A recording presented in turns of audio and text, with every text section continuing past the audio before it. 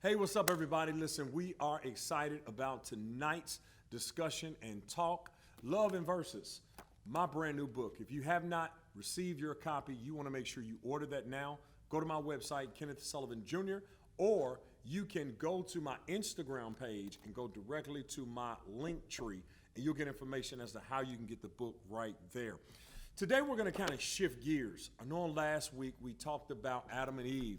We looked at the origins of marriage, and we looked at the first marriage and first relationship between a man and a woman, literally the very first relationship. So much to learn there, so many things to glean from their relationship, but I kind of want to pivot today.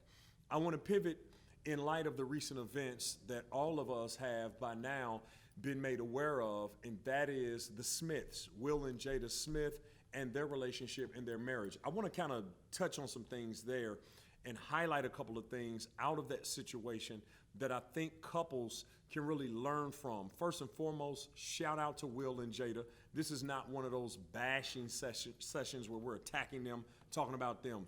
I am not for that. I'm not about that.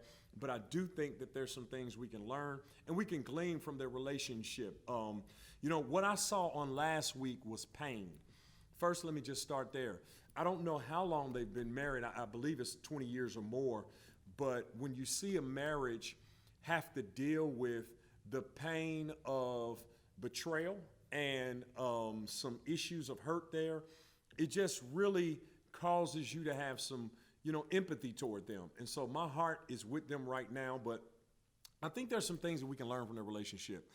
I saw an interview not long ago where Will talked about how there are no deal breakers in a marriage. And he talked about how when you marry, it is until death do you part. That's noble. And I want to applaud him for that because that's literally the way marriage was intended to work. It was intended to work that when a man and a woman come together, marriage was intended to mature you. This is why, in the old days, people would get married really early and they would get married when they were young because the idea is the two people come together and they grow together from their 20s, their 30s, their 40s, their 50s, their 60s. And they do life together. In fact, it's always amazing when you see these older couples that have been together for 40 or 50 years. They've literally learned each other and they've spent most of their lives together. And so they have this bond and this unity. So that's a noble thing to make sure that your marriage is something that you establish to be long term. I'll come back at another time and talk about what are the deal breakers because obviously there are some deal breakers when it comes to marriage. I'll just give you the quick 3 A's: abuse, adultery, and abandonment. That's what the scripture lays out as the conditions for legal divorce, and that is abuse, abandonment, and adultery. Now, in some of those cases, adultery specifically, when we talk about what happened with Will and Jada, I think every single case has to be looked at individually, and you can't make a blanket statement and just say, oh, adultery, so I'm out of here. I'm done with you. It's over. I get it. And, men, our pride and all of that comes into play. When you talk about someone being unfaithful and somebody stepping out or cheating or sleeping with someone else, to see the pain on Will on last week, it literally broke my heart. And my heart really goes out to Will. I love Will, love you, man, love Jada, love their family, love their movies, just love them as people. I think that they're really down-to-earth people. But I think there's some things for us to learn there. I'm going to reference the book of Hosea. It's interesting that in the book of Hosea, that the prophet Hosea is called by God to marry someone who will be unfaithful. And Hosea goes back and gets this woman, Gomer, after she stepped out on him several times. God told the prophet Hosea to marry this woman because he wanted to use their marriage as an example to the Israelite people of their unfaithfulness to him. So God had him marry this woman who he knew would be unfaithful. Multiple times, she goes out and has multiple affairs. She has multiple children by multiple men. But Hosea goes back each time and he gets her and brings her back. And God says, that's how my relationship is with my people.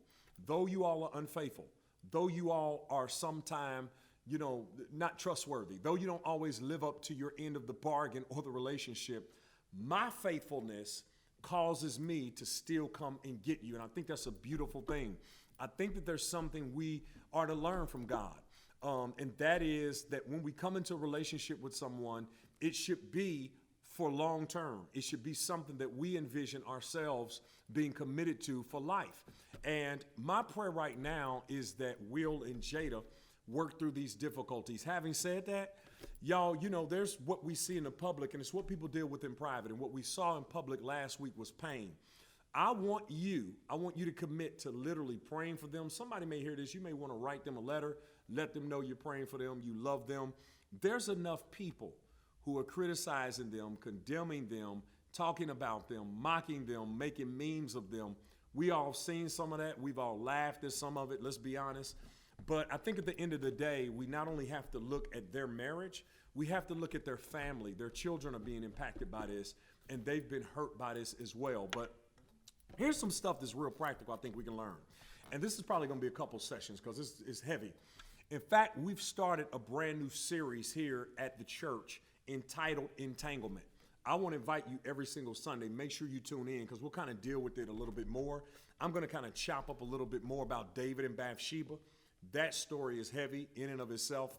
But when you look at Will and Jada's relationship and situation, I understand that they were helping some young man and bringing him in and trying to help him, kind of find who he is and develop him and help him to get out of a rough spot and into a better place.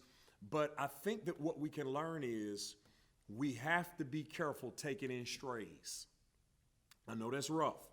In fact, let me pause and say this for all the single ladies. Be careful taking in strays. There was a story of a woman in Ireland, and she took in one of these pit bulls, and the pit bull turned on the woman and killed her. She thought she could adopt and take in this stray who had clearly emotional issues, and it ended up impacting her and hurting her and damaging her. I think that what took place with August and what took place with Jada was a family having good intentions to help bring somebody into the fold and help them to develop, and that was a good thing. But what you have to understand is that people are not your pet projects. Let me just deal with this. You have to understand people are not your pet projects, and you can't save and you can't help everybody to the risk of your stability and your home. Let me say this, because sometimes it may be your own family members that you have to say no to. Sometimes it's better for you to have your family members stay the night at a hotel than stay at your house. Sometimes it's better for you to help someone from a distance rather than bringing them in close to what you have, because it can throw off the balance of your family stability and your home, as we saw with the Smiths. Now listen to me. What's sad about the situation is there was an indiscretion, and this young man got entangled in this situation where there were strings attached for him. And I don't know if Jada just saw this as something as a rendezvous while I'm not with Will, and this thing extended, and perhaps maybe she wanted to cut it off. Now this emotionally unstable young man was attached to her, and now it all is made public. I do want to say this as well. It's important for us to understand that what you do in the dark will always come into the light. I want to tell somebody this. You can't have secret rendezvous and relationships and something not come out of it that upsets your life, your situation, your stability. And if you're married and in a relationship, that marriage and that relationship. I know that the devil wants us to think you can play, you can do all this different stuff with no strings attached, no consequences. But I think that looking at their situation, what we see is what you do in the dark will come into the light. And when it comes into the light, it will be painful. Because let me say this, what we saw on the surface on last Friday at the Red Table Talk was just a small portion of the pain. We have not seen how this will play out over the next weeks, over the next months, over the next years, in terms of their trust issues, in terms of their own intimacy, in terms of their family stability, because what we saw in the public pales in comparison to what we see in private. And this is why it's so important in this season for us. I want to come back to that, for us to pray for them. As I was up this morning, I said it's not enough for us to empathize with them. We want to pray for them, because We don't know. Somebody may commit suicide out of this. Let's be real. We don't know. Somebody may want a divorce out of this. Somebody may no longer speak to their parent out of this. There may be some choosing of sides with their children. You understand what I'm saying? So it's heavy, and it's important for us to understand that when we do something, it doesn't just impact us, it impacts our relationships with the other people we're connected with, and it impacts our future life and how other people view us and they interact with us. Because let me say this too.